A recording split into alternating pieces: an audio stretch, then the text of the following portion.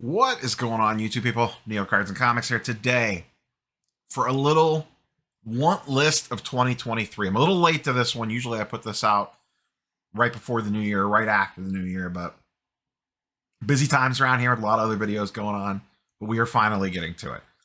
Before we kind of dive into, let me know in the comments down below, like one or two items. It could be cards, it could be comics, non-sports cards, whatever. Like, what are one or two or three things, whatever, that you were really chasing this year that's kind of at the top of your, man, if I get pick one of these up this year, that I'd feel great about where you kind of moved your collection to. So let me know that in the comments down below. In the past, I have done cards and comics separately. This year, we're just going to combine that down to one list because the list this year is much more concise, much more focused, if you will. I kind of decided at the end of the year, leading into this year, that I wanted to put a couple bigger things at the top of my list with prices continuing to come down. I think there's two really big items on here, a medium item, and then a handful of smaller items. I think one item is probably still going to be a little out of reach. We'll have to see. I could save up and get it if I really wanted to, but I know myself, and I know I'll get distracted by other things. But we'll see. We'll kind of talk through it here a little bit. So first up, you can see on the screen, I'm going to leave this one kind of wide open because I don't have a particular one in mind. On the sports card side of things, I want to add a LeBron auto. That is my big chase of the year. They have come, some, not all, some have come down to pretty reasonable prices. And by what I mean by reasonable is like 2 to 3K. My requirements are I want on card. I don't want a jacked up auto. Has to be in a Cavs uniform, preferably graded, but I don't really care about the grade. It could be a PSA 8, it could be a BGS 8.5. I don't really care as long as the auto is clean. It doesn't have to be graded a 10 auto, but I'd at least like it to look pretty close to a 10 auto. Like I said, I've been seeing things, non-rookie year stuff kind of sit at around that closer to 3K range for a lot of his stuff. And that would be a number that I would feel comfortable getting into it at. I would love to do part trade cash. And the trade would probably be my Rice Moss cosigners. I kind of have that on the market right now. I put it up on eBay. It's at a kind of high ask price. I think it's at like $2,600 for a PSA 8. There's no great comps on that card. I think the last BGS 9 did a little over 2K. So I put mine up a little bit above that, not looking to fire sell it. Like I said, I would kind of rather trade it towards a LeBron auto. But that's probably going to be something that has to happen at like the National or one of the bigger shows, regional show. Locally, there's not a ton of LeBron autos in people's cases. But that's the number one sports card on the list. Obviously, I'm going to be looking at Evan Mobley stuff all year long and Garland stuff and stuff to flip. But in terms of what I kind of wanted to do with this list this year is kind of boil it down to things that I really want to add to the collection, and a LeBron auto is one. And I think it's definitely attainable. I got 100% do it. That's part of what I've been doing is, I talked about this towards the end of the year. I've been selling a lot of stuff on eBay. Maybe I'll kind of go run down a list of everything I've been selling in a separate video. But I've been really moving a lot of stuff on eBay and off eBay, but mostly eBay, because I've just been running stuff at 99 cents auction, having some stuff sit at best offer, buy it now, just depending on what it is, and kind of building up the eBay spendable funds balance. I actually pulled some money off there at the end of the year because it got close to 3K, and I didn't like 3K sitting on my eBay spendable funds. So I pulled some of that off and just stuck it in one of the accounts that I have set aside for cards. But the goal is to kind of build that up and sell off a bunch of these smaller pieces of the collection. $100 card, $50 card, $200 cards, that sort of stuff, to kind of take some of the sting out of this if I end up having to go full cash for it via eBay. If not, I'll transfer that money out and then withdraw it and take it to the National or something like that and try to get one for cash. I'm not in a hurry. I don't need to have it next week. If a good deal comes across my plate, I'll jump. But I would like to add one this year at some point in time. Next up, another autograph, and this one is the big non-sports card that I want to add. I've talked about this one before. I've come close. I could have pulled the trigger on one of these, but I'm being very picky on which one I go for, and that is Harrison Ford from Star Wars Stellar on card auto. I would prefer a 2017. That's what you see here. They are never come to market. I would be okay with 2018 and I believe 2020. 2019 is the year I do not like.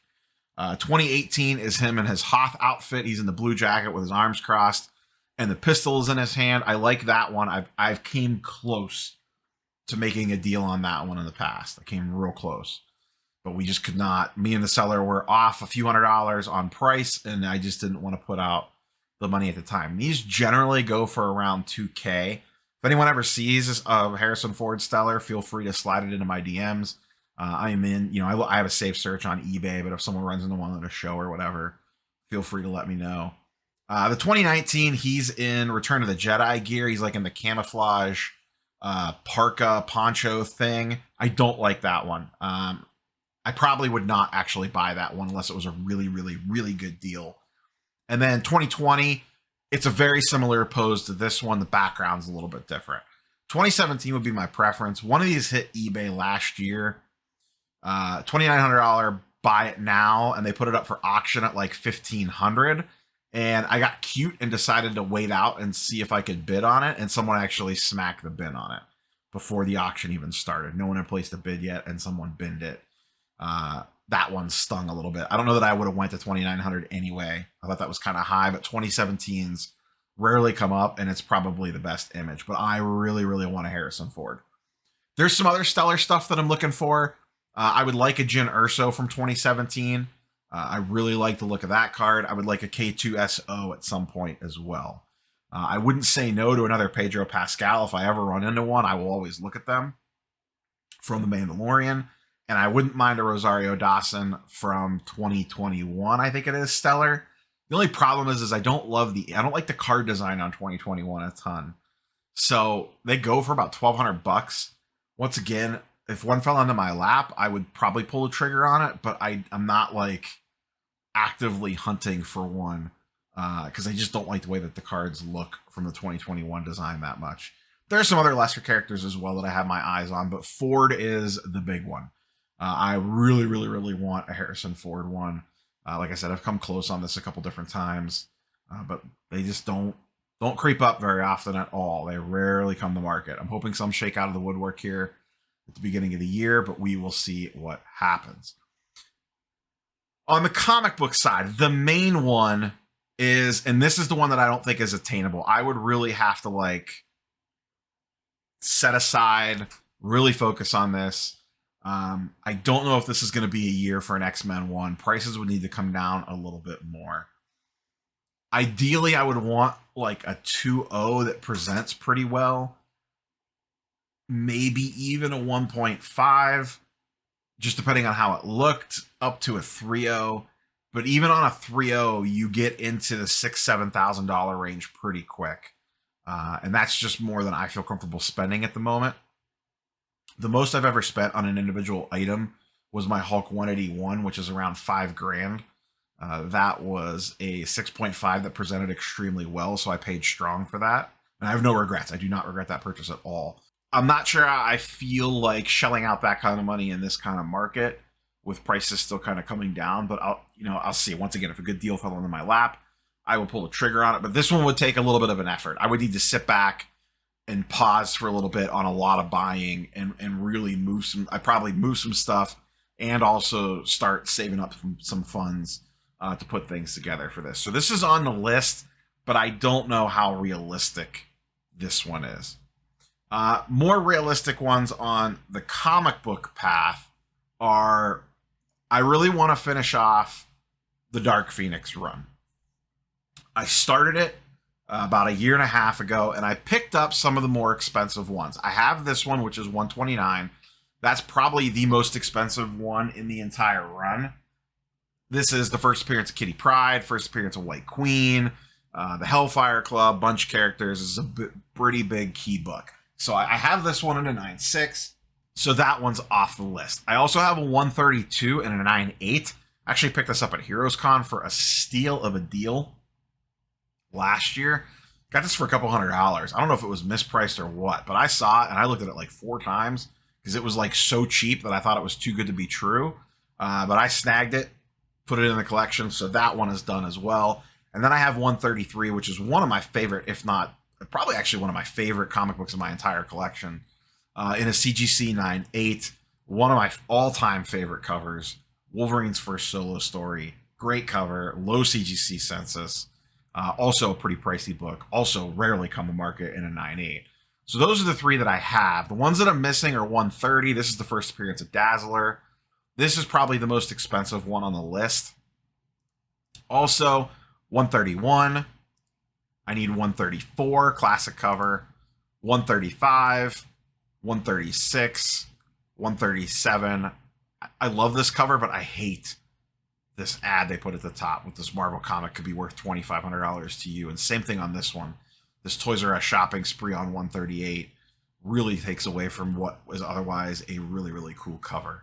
So I need, some of these back half ones. And then it's not part of the Dark Phoenix run, but it's one that was on my list last year and is prominent on my list this year. I don't have it pictured here. That's X-Men 101, the first appearance of Phoenix. That one is high on my list as well. I've come very close on that book as well, but that is another one that I'm being very picky on. 101s are notorious for bad raps, and what that means is the cover is essentially like off-centered from a card perspective. And on the front of the cover, it's a bright blue cover. You can see on the left-hand side, if it's not wrapped well, the back cover comes around to the front. And it doesn't affect the grade, but it affects the eye appeal, and you'll see like a big white line. And a lot of the ones that come up, and like I'm looking at a 9.0 to a 9.4. 9.6 is pretty pricey, and a 9.8 is extremely expensive. But a lot of the 9.2s and 9.4s that come up that are well priced have that on it, and I'm actively avoiding that. I want one that presents really well. That is one that is definitely high on my list to acquire. That's probably the biggest book that I'm looking to realistically acquire this year. A lot of these, like this one, I would look for in a 9.6. Really, all these, I would be happy with them in a 9.6. If they came to me in a 9.8 in a really good price, I'd be fine with it. But honestly, I'd rather have like 2 of these in a 9.6 versus only getting 1 of them in a 9.8, to be quite honest. But I would really like to have those all displayed at some point in time when I get a more legitimate office and have the space to really display a lot of stuff. I think it would be great to have an X-Men 101 followed by, the whole Dark Phoenix run next to it. I just think it would be a really, really cool piece of the collection to have. So I want to make an active effort to kind of start knocking these off. I don't know that I'll get them all this year. I think that's pretty, I could if I really wanted to. But, as they come, a lot of times I wait out auctions on these. They don't come to auction very often. So it's just kind of trying to find people that are really willing to work at today's prices and not peak market prices, which a lot of times means waiting for an auction. So, but that's the list. That is it. So we have LeBron auto, a Harrison Ford auto, an X-Men one, but probably not super realistic, and then Phoenix / Dark Phoenix. X-Men 101 followed by the Dark Phoenix run, and finish that off. My big one last year and it's only 2 issues, but I was very satisfied getting Days of Future Past done last year, both in 9.8s. I did want both those books in 9.8s. A lot of these are non-key issues. Like, it's a cool cover. Like, this is the first appearance of Dark Phoenix. This one is like the first appearance of Robert Kelly, maybe. There's weird first appearances in some of these, but they're not super key books.